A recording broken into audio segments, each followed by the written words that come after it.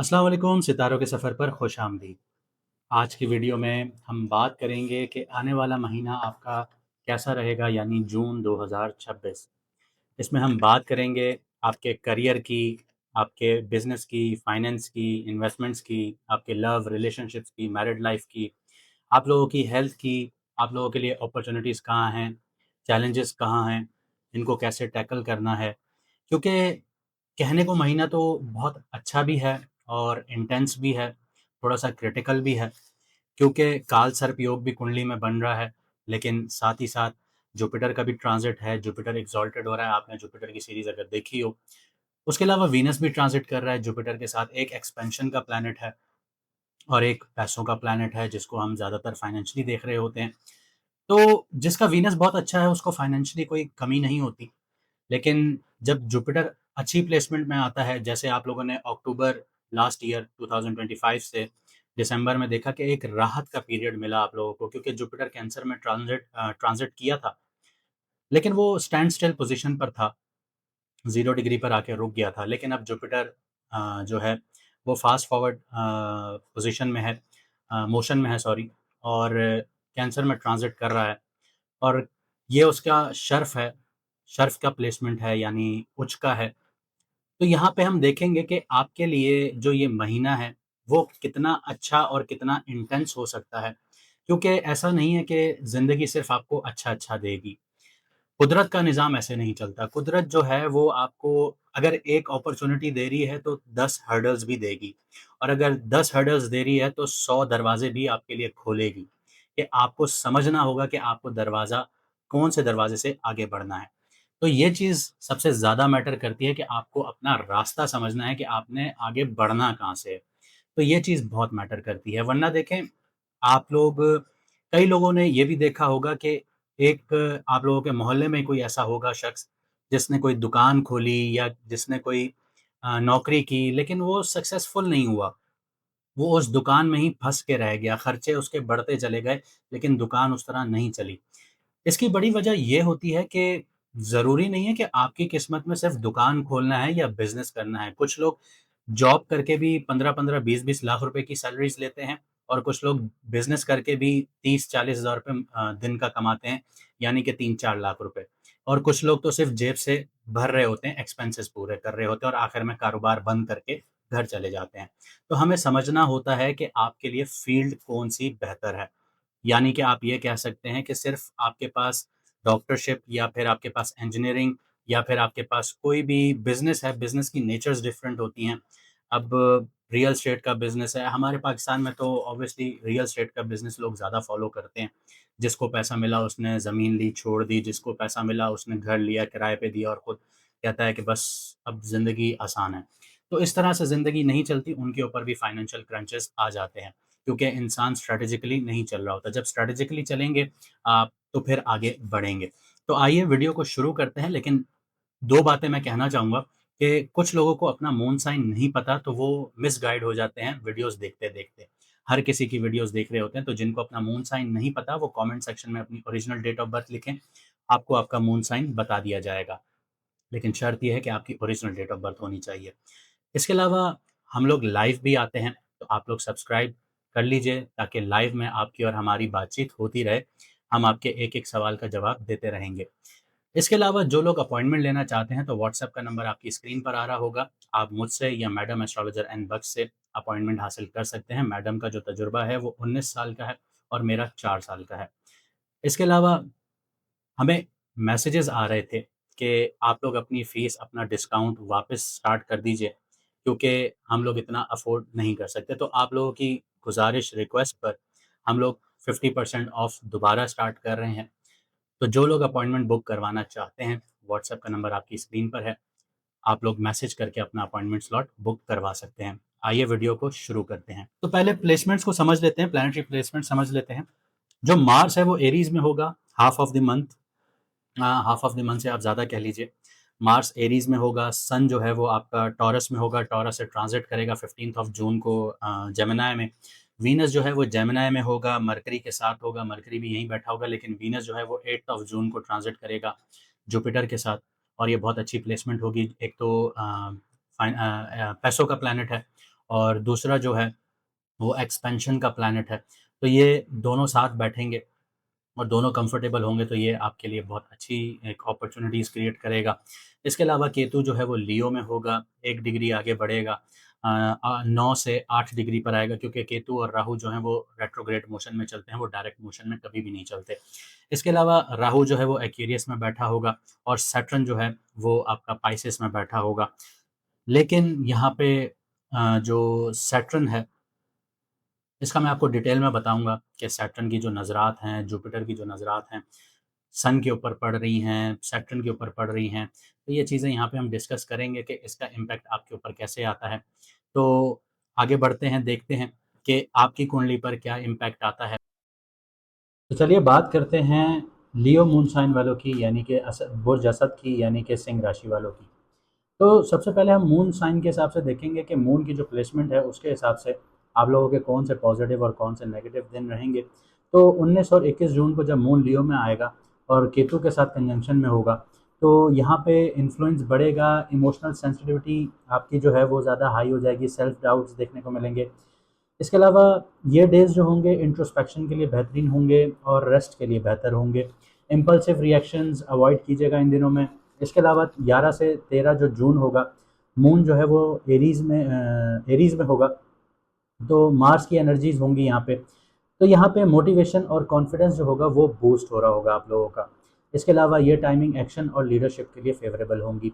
अब बात करते हैं हैवी इमोशनल डेज़ की। तो 6 से 9 जून के बीच में जब मून जो है एक्वेरियस और पाइसेस के ऊपर से ट्रांजिट कर रहा होगा, अंदर से ट्रांजिट कर रहा होगा, तो यहाँ पर राहु और सैटर्न की जो इन्फ्लुएंसेस हैं वो रिसीव करेगा। रिलेशनशिप हो गई, उसमें मिसअंडरस्टैंडिंग्स देखेंगे, इमोशनल आप लोग हैवीनेस देखेंगे। इसके अलावा 24 से 26 जून को जब मून लिब्रा में आएगा, तो पार्टनरशिप और आप लोगों की इमोशनल एक्सपेक्टेशंस जो हैं वो सेंसिटिव हो जाएंगी। 26 से 29 जून जो है, यहाँ पे मून जो होगा वो स्कॉर्पियो में होगा, तो हिडन इमोशंस और फैमिली स्ट्रेस जो है वो ट्रिगर हो सकते हैं। 13 से 17 जून जो है, यहाँ पे कंप्लीट जो फेज़ होगा ये कंपैरेटिवली पॉजिटिव होगा। नेटवर्किंग आप लोग कर सकते हैं, कम्युनिकेशन आप लोग कर सकते हैं, इमोशनल स्टेबिलिटी के लिए बेहतर हो सकता है आप लोगों के लिए। तो यहाँ पे मून की कुछ जो डेट्स हैं वो इस तरह से आपके लिए काम करेंगी। आगे बात करते हैं आप लोगों के करियर, बिजनेस और फाइनेंस के हवाले से, इन्वेस्टमेंट के हवाले से। तो करियर सेक्टर की बात की जाए तो जून में काफ़ी एक्टिव नज़र आता है आप लोगों का, प्रॉमिसिंग नज़र आता है, पॉजिटिव नज़र आता है। वैसे तो आप लोग ढैया में हैं, क्योंकि सैटर्न आप लोगों के 8th हाउस में तीसरी नज़र से आपके 10th हाउस को देख रहा है, लेकिन सन जो है वो 10th हाउस में है। तो फिलहाल हायर अथॉरिटीज़ के साथ आप लोग क्लैश भी कर सकते हैं, और हायर अथॉरिटीज़ और जो पब्लिक रिकग्निशन है वो इंक्रीज़ भी हो सकती है, पर हायर अथॉरिटीज़ की जो इन्फ्लुएंस है वो इंक्रीज़ भी हो सकता है। इसके अलावा आपके जो एफर्ट्स हैं वो नोटिस किए जाएंगे, चाहे छोटे से छोटे हों, बड़े से बड़े हों, वो नोट होंगे। सीनियर फिगर्स जो हैं उनका सपोर्ट मिलेगा। लेकिन याद रखिएगा कि सैटर्न तीसरी नज़र बना रहा है। सैटर्न तीसरी नज़र बनाएगा तो जलन हसद का शिकार आप लोग होना शुरू हो जाएंगे। इसके अलावा मार्स जो है वो 9th हाउस में बैठा हुआ है, एरीज में है। तो ये जो पोजीशन है इसकी वजह से एम्बिशियस प्रोजेक्ट्स देखने को मिल सकते हैं, ट्रैवल रिलेटेड काम देखने को मिल सकता है, और काम में एक्सपेंशंस की अपॉर्चुनिटीज़ जो हैं वो एक्टिव हो जाएंगी आप लोगों के लिए। इसके अलावा जो लोग एंटरप्रेन्योरशिप कर रहे हैं, लीडरशिप से जुड़े हुए हैं, मीडिया से जुड़े हुए हैं, एजुकेशन जैसी फील्ड्स में जुड़े हुए हैं, तो उनके लिए ये मंथ बहुत ज़्यादा पावरफुल मोमेंटम लेके आ सकता है। लेकिन याद रखिएगा आप लोग जलन हसद का शिकार हो सकते हैं। आप लोगों के अगर अल्फाज का चुनाव सही नहीं हुआ, क्योंकि सैटर्न तीसरी नज़र से देख रहा है सन को, आपके 10th हाउस को, तो यहाँ पे अगर आपके अल्फाज का चुनाव नहीं हुआ तो जो आपको हायर अथॉरिटीज़ हैं वो सपोर्ट जहाँ करने जा रही थी वो आपके खिलाफ भी हो सकती है और आप अपनी जॉब लूज़ भी कर सकते हैं। इसके अलावा फाइनेंशियली बात की जाए तो वीनस और मरकरी आपके 11th हाउस में बैठे हैं, लेकिन वीनस 8 ऑफ जून को जो है वो ट्रांजिट कर जाएगा आपके 12th हाउस में। तो फिलहाल जेमिनी में जब तक होगा तो स्ट्रॉन्ग नेटवर्किंग गेन्स आपको मिलेंगे। यहाँ पे जुपिटर जो है, जुपिटर आपके 12th हाउस में चला जाएगा, multiple income sources opportunities create करेगा। 8th ऑफ जून तक वीनस यहाँ पे। लेकिन जैसे ही ये 8th ऑफ जून से ट्रांजिट करेगा आप लोगों के 12th हाउस में, तो आप लोगों का जो एक्सपेंस लेवल है वो बढ़ जाएगा, एक्सपेंसेस बढ़ जाएंगे। इसके अलावा सोशल सर्कल और ऑनलाइन जो प्लेटफॉर्म्स हैं वहाँ से अनएक्सपेक्टेड आप लोगों को 8th ऑफ जून तक बेनिफिट्स मिल सकते हैं। राहु आपके 7th हाउस में बैठा हुआ है, तो बिजनेस पार्टनरशिप्स में सडन अपॉर्चुनिटीज़ क्रिएट करेगा आप लोगों के लिए। इसके अलावा ये याद रखिएगा कि जहाँ पे राहु होता है वहाँ पे ट्रस्ट इश्यूज़ भी होते हैं, तो बिज़नेस पार्टनरशिप्स आप लोग करें तो वहाँ पे ट्रस्ट और अनक्लियर एग्रीमेंट्स जो होंगे उनका रिस्क भी होगा। तो आप लोगों ने प्रॉपर अपना जो चीज़ें हैं, एग्रीमेंट्स वगैरह हैं, उनको प्रॉपर देखना है, प्रॉपर उनको तब रीड करना है, रिसर्च करना है, फिर साइन करना है। इसके अलावा नहीं कीजिएगा, क्योंकि आप लोग वैसे ही ढैया में हैं, तो ये आप लोगों के चांसेस बना देगा यहाँ पे लीगैलिटीज़ के लिए। और लीगैलिटीज़ के साथ-साथ याद रखिएगा कि जैसे-जैसे जो सैटर्न है वो आगे बढ़ेगा, क्योंकि छठी नज़र से आपके 12th हाउस को भी देखेगा, तो जो 12th हाउस है वो जेल का है। तो अगर आप लोगों ने अपने डॉक्यूमेंट्स वगैरह में एहतियात ना की, तो ये मोमेंट है जो आप लोगों के लिए बुनियाद रख देगा कि आगे जाके आप लोगों को डिफ़िकल्टीज़ आ सकती हैं। इसके अलावा जैसे मैंने आपको बताया जुपिटर 12th हाउस में है, तो जुपिटर की सीरीज़ में अगर आपने देखा हो तो मैंने एक चीज़ बताई भी होगी कि 12th, 6 और 8th हाउस जुपिटर के लिए भले ही पॉजिटिव घर क्यों ना हो, वो प्लेसमेंट अच्छी नहीं है। तो 12th हाउस में नेगेटिविटी क्या है? नेगेटिविटी ये है कि एक्सपेंसेस ज़्यादा हैं, आप लोगों के हेल्थ के मामलात हैं, आप लोगों के, तो यहाँ पे थोड़ा-सा ना एहतियात करना पड़ता है। जेल है, हॉस्पिटल्स हैं, तो यहाँ पे थोड़ा-सा आइसोलेशन है, तो ये चीज़ें बहुत ज़्यादा ट्रिगर करेंगी आप लोगों के लिए। तो आप लोगों को एहतियात करना चाहिए, ये ना हो कि आप लोगों के एक्सपेंसेस बढ़ जाएँ। वीनस की वजह से आप लोगों की लग्ज़री स्पेंडिंग बहुत ज़्यादा बढ़ जाएँगी। जुपिटर उसमें एक्सपेंशन देगा कि एक चीज़ से आप सैटिस्फाई नहीं होंगे, आप दूसरी चीज़ की तरफ जाएँगे। आइसोलेशन का भी शिकार बहुत ज़्यादा होंगे। आप लोग बहुत ज़्यादा ख्वाहिश करेंगे कि मैं अकेला रहना पसंद करूँ, आइसोलेशन में चला जाऊँ, लोगों से दिल नहीं लग रहा। तो इस तरह के धोखे भी मिलेंगे आप लोगों को, तो इन चीज़ों का बहुत आप लोगों ने ख़्याल रखना है। फ़िलहाल जो मोमेंटम है उसको अपने हक में लेके आइए अपने ज़बान के थ्रू। इसके अलावा बात करते हैं आप लोगों की जो ये है क्रिप्टो स्टॉक और स्पेकुलेटिव इन्वेस्टमेंट जो हैं, इसकी बात करते हैं, तो शॉर्ट टर्म गेन्स जो हैं वहाँ पे पॉसिबिलिटीज़ हैं आप लोगों के लिए, लेकिन स्पेशली 13 से 19 जून के बीच में यहाँ पे आप लोगों के लिए पॉजिटिविटी होगी, आप शॉर्ट टर्म गेन्स हासिल कर सकते हैं। लेकिन याद रखिएगा कि इमोशनल डिसीजन मेकिंग जो होगी वो आप लोगों ने अवॉइड करनी है। मंथ के एंड तक मरकरी जो है वो रेट्रोग्रेड होगा, तो हिडन डिलेज भी मिलेंगे आप लोगों को, फाइनेंशियल कन्फ्यूजन भी क्रिएट करेगा। और जैसे मैंने आपको बताया कि आप लोगों के एग्रीमेंट्स हैं उनको केयरफुली रिव्यू कीजिएगा, क्योंकि मंथ एंड में ये चीज़ें बहुत ज़्यादा आप लोगों के लिए मुश्किलात क्रिएट कर सकती हैं। इसके अलावा दूसरी चीज़ ये है कि जैसे फाइनेंसेस की बात की जाए, बजटिंग की, वो आप लोगों ने इंतहाई ये कह लीजिए कि कॉन्शियस लेवल पर उसको लेकर चलना है, क्योंकि जो बजट है वो आप लोगों का आउट हो सकता है, क्योंकि आपका वीनस और जुपिटर 12th हाउस में बैठेंगे, ये बजट को आप लोगों के हाथ से निकालना शुरू करेंगे, खर्चे आपके बढ़ जाएंगे। आगे बात करते हैं आपकी लव रिलेशनशिप्स की, तो यहाँ पे जो जून में जो आपकी लाइफ है वो कार्मिक और इमोशनली इंटेंस नज़र आती है। राहु 7th हाउस में बैठा है, एक्वेरियस में बैठा है, तो ये अनयूजुअल अट्रैक्शन दे रहा है, अनप्रेडिक्टेबल रिलेशनशिप डायनामिक्स क्रिएट कर रहा है आप लोगों के लिए। सिंगल्स किसी अनकन्वेंशनल या लॉन्ग डिस्टेंस कनेक्शंस की तरफ जो है वो अट्रैक्ट हो सकते हैं। इसके अलावा केतु जो है वो आपके फर्स्ट हाउस में बैठा हुआ है, इसकी वजह से आप लोग इमोशनली डिटैच हो सकते हैं या कंफ्यूज भी फील कर सकते हैं। जो लोग कमिटेड हैं रिलेशनशिप में, इमोशनल कम्युनिकेशंस जो हैं वो बहुत इंपॉर्टेंट हो जाएंगी आप लोगों के लिए। फ़िलहाल अगर मैं ये बात करूं कि कमिटेड या फिर आप मैरिड को ले लीजिए, मैरिड लोगों की बात कर लें, तो 8th हाउस में अगर मैं सैटर्न को देखूं तो 8th हाउस में आपके इन लॉज भी हैं, तो इन लॉज के साथ आप लोगों के फ़िलहाल जो मामलात हैं या बातचीत है वो इतनी फ्रूटफुल नहीं होगी और इतनी आसानी से मानेंगे नहीं।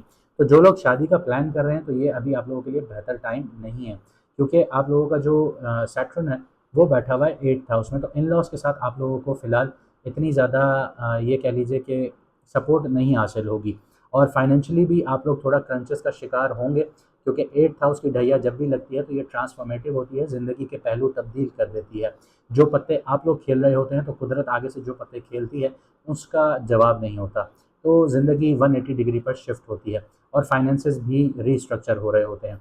इसके अलावा 8th हाउस का जैसे मैंने आपको बताया कि जो सैटर्न है ये आपके लिए हिडन फियर्स और ट्रस्ट इश्यूज भी क्रिएट करेगा, तो 19 से 21 जून के बीच में इमोशनल सेंसिटिविटी जो है वो ज़्यादा होगी और मिसअंडरस्टैंडिंग यहाँ पे अवॉइड करना ज़रूरी होगा।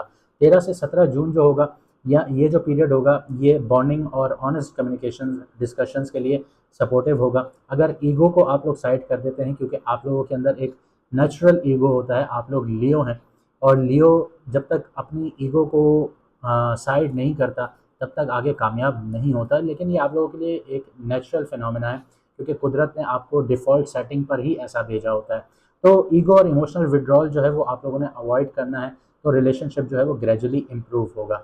हेल्थ की बात करते हैं तो हेल्थ के पर्सपेक्टिव से सैटर्न को 8th हाउस में अगर हम देखें तो ये क्रॉनिक फटीग्स देता है, इमोशनल हैवीनेस देता है और एनर्जीज़ को ड्रेन कर देता है। इसके अलावा केतु जो है वो फर्स्ट हाउस में है, तो ये एक सबसे, ये कह लीजिए कि मैं ये कहूँगा कि अच्छी प्लेसमेंट नहीं है, बुरी भी नहीं कहूँगा। तो यहाँ पे इसकी वजह से जो फिज़िकल एनर्जी है वो कभी-कभी बहुत ज़्यादा लो फ़ील हो जाती है, इंसान अपने अंदर खोना शुरू हो जाता है, दूसरों के साथ इतना ज़्यादा बैठना पसंद नहीं करता, अपने अंदर खोना ज़्यादा पसंद करता है। तो यहाँ पे स्लीप इम्बैलेंस आ जाता है, मेंटल एग्ज़ॉशन आ जाती है, स्पेशली मंथ के सेकंड हाफ में आपको ये चीज़ें नोटिसेबल होना शुरू हो जाएँगी। जुपिटर आपके 12th हाउस में बैठा है, हीलिंग के लिए बहुत अच्छा है, क्योंकि 6th हाउस को देख रहा है, आपकी सेहत को देख रहा है, तो वहाँ पे सपोर्ट भी करेगा। लेकिन याद रखिएगा इस टाइम पीरियड में मोटापा भी आ सकता है, कोलेस्ट्रॉल का इशू भी आ सकता है, लिवर का इशू भी आ सकता है, क्योंकि जुपिटर अच्छी प्लेसमेंट पर नहीं बैठा। ओवरऑल आपकी जो वाइटलिटी है उसको सपोर्ट ज़रूर करेगा। इसके अलावा जो 6 से 11 जून और 24 से 29 जून जो है, ये इमोशनली ड्रेनिंग पीरियड हो सकते हैं आप लोगों के लिए। मार्स 9th हाउस में इनिशियली एनर्जीज़ को बहुत ज़्यादा स्ट्रॉन्ग कर रहा है, लेकिन ओवरवर्किंग और ट्रैवल स्ट्रेस जो होगा ये आप लोगों को अवॉइड करना है, ये बहुत इम्पॉर्टेंट है। हाइड्रेशन और कंसिस्टेंट जो रेस्ट होगा, ये मंथ में आप लोगों को बहुत ज़्यादा स्टेबिलिटी के लिए काम आएगा। अगर आप लोगों ने ये दोनों चीज़ें मेंटेन की, रेस्ट अपना प्रॉपर लिया, हाइड्रेशन अपनी अच्छी रखी, तो आप लोगों की चीज़ें मैनेजेबल हो सकती हैं। आगे बात करते हैं इस महीने की चैलेंजेस और अपॉर्चुनिटीज़ की बात करते हैं। सबसे बड़ा जो चैलेंज होगा वो इमोशनल कन्फ्यूजन होगा, जो रिलेशनशिप इम्बैलेंस कर सकता है आप लोगों के लिए। राहु और केतु का जो एक्सेस है, ये सेल्फ आइडेंटिटी और पार्टनरशिप के बीच में एक इम्बैलेंस क्रिएट करेंगे। सैटर्न जो है वो 8th हाउस से आपके इन लॉज से रिलेटेड इश्यूज जो हैं वहाँ पे बहुत ज़्यादा आप लोगों को फंसा देंगे। इसके अलावा 8th हाउस का जो सैटर्न है वो इमोशनल ट्रांसफॉर्मेशन डिमांड करेगा आप लोगों से, और यहाँ पे फाइनेंशियल रीस्ट्रक्चरिंग फेज़ में लेके चला जाएगा। इसकी वजह से हिडन फियर्स और इनसिक्योरिटीज़ जो हैं वो सरफेस पर आ सकती हैं। अब अपॉर्चुनिटीज़ की भी बात कर लेते हैं। स्पेशली करियर जो है वो रिकग्निशन के फेज़ में आ रहा है, लेकिन साथ ही साथ आप लोगों को अपनी ज़बान पर और अपने ईगो पर कंट्रोल करना है, वरना जो आपकी अपॉर्चुनिटी है वो आपका डिज़ास्टर में कन्वर्ट होते हुए टाइम नहीं लेगी। तो अगर आप लोगों ने इसको अपॉर्चुनिटी में कन्वर्ट कर लिया, तो लीडरशिप में और आपके बिजनेस में एक्सपेंशन में बहुत ज़्यादा आप लोगों को यहाँ पे चांसेस मिलते हुए नज़र आएंगे, स्ट्रॉन्ग चांसेस मिलते हुए नज़र आएंगे। 11 से 19 जून का जो पीरियड होगा ये बहुत अच्छा होगा, कोई भी प्रोडक्ट वगैरह आप लोग लॉन्च कर सकते हैं, प्रेजेंटेशंस हो गई, बिजनेस कोलैबोरेशंस हो गई, उसके लिए बहुत अच्छा टाइम पीरियड होगा। इसके अलावा मार्स जो है 9th हाउस में बैठा हुआ है, लक फैक्टर यहाँ पे सपोर्ट कर रहा है, लेकिन लक फैक्टर कब सपोर्ट करेगा कि जब आप इनिशिएट करेंगे चीज़ों को आप आगे बढ़ाएंगे। ये ना हो कि आप सिर्फ सोच के बैठ जाएं और उसके ऊपर कोई काम ना करें, रिसर्च ना करें। तो जब आप बोल्ड एक्शंस लेंगे तो कॉन्फिडेंस आप लोगों का ऑटोमेटिक जनरेट होगा। तो यहाँ पे आप लोगों की जो लक फैक्टर है वो एक्टिवेट हो जाएगा, जो लॉन्ग टर्म सक्सेस के लिए दरवाजे आप लोगों के लिए खोल देगा। अब कुछ रेमेडीज़ मैं आप लोगों को बता देता हूँ। तो सबसे पहले आप लोग डेली जर्नलिंग कीजिएगा, जिससे आपका जो मेंटल फॉग है वो क्लियर हो। दूसरा, स्लीप और हाइड्रेशन, ये दोनों चीज़ों इन दोनों चीज़ों को प्रायोरिटी दीजिएगा। तीसरा ये है कि ग्रैटिट्यूड प्रैक्टिसेस कीजिए। रात को सोने से पहले अल्लाह ताला का शुक्र अदा कीजिए, जो नेमतें आपके पास हैं, जो नहीं हैं, उनके लिए भी शुक्र अदा कीजिए। जब आप शुक्र अदा करते हैं तो अल्लाह ताला और ज़्यादा देते हैं, नवाज़ते हैं। इसके अलावा एक ऐसी रेमेडी है जो आपने ज़िंदगी भर कंटिन्यू करनी है, वो ये है कि गरीबों को खाना खिलाएँ। चाहे एक को खिलाएँ, लेकिन खाना वो खिलाएँ जो आप खुद खाना पसंद करते हैं। इससे आपके रोज़ी रिज़्क के जो मामलात हैं, रास्ते हैं, वो खुलना शुरू हो जाएँगे। क्योंकि अगर आप इस रेमेडी को देखें, कुरान अगर आप पढ़ते हैं तो कुरान में ये रेमेडी सबसे ज़्यादा मेंशन की गई है कि गरीबों को, यतीमों को खाना खिलाओ। तो ये चीज़ जो है ये आपके लिए सबसे बेहतर है। इस चीज़ को फ़ॉलो कीजिए, आप लोगों के हालात बेहतर होना शुरू हो जाएँगे। उम्मीद करता हूँ आप लोगों को वीडियो पसंद आई होगी। अगर ऐसा है तो वीडियो को लाइक कीजिए, कमेंट सेक्शन में अपनी राय ज़रूर दीजिए, और जिन लोगों को अपना मून साइन नहीं पता तो अपनी डेट ऑफ बर्थ लिखिए। अगर आपको अच्छी लगी तो शेयर भी कीजिए वीडियो अपने दोस्तों यारों के साथ। चैनल को सब्सक्राइब कीजिए अगर आप हमारी लाइव को जॉइन करना चाहते हैं। मुझे दीजिए यहाँ से इजाज़त, मिलते हैं अगली वीडियो में सितारों के सफ़र पर।